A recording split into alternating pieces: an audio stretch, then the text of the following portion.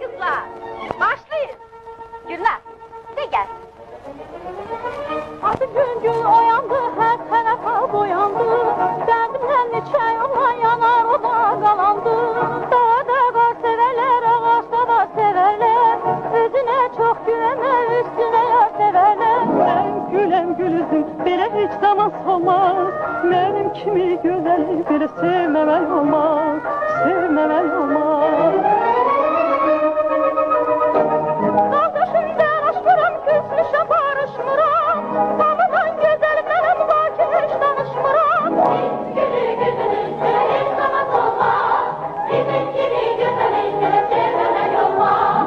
Biz gülü gözünün sıra hiç zaman olmaz. Bizim gibi güzelin sıra sevmemek olmaz. Sevmemek olmaz. Dağlarda qar severler, ağaçda bar severler. Özüne çok güvenme, üstüne yar severler. Ben gülem gülüzüm, yarım hiç zaman solmaz. Benim kimi gözeli böyle sevmemek olmaz. Ben gülem gülüzüm, yarım hiç zaman solmaz. Benim kimi gözeli böyle sevmemek olmaz. Gülüm sevmemek olmaz.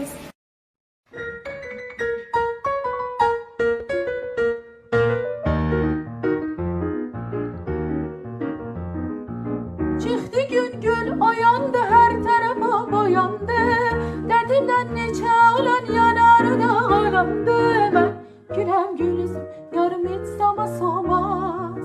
Benim kimi güzeli bile sevmemek olmaz. Ben gülem gülüzüm, yarım hiç zaman solmaz.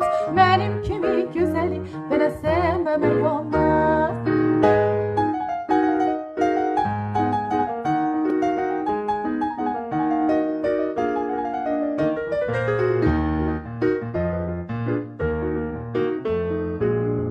Başımda durmuşam, küsmüşam barışmıram.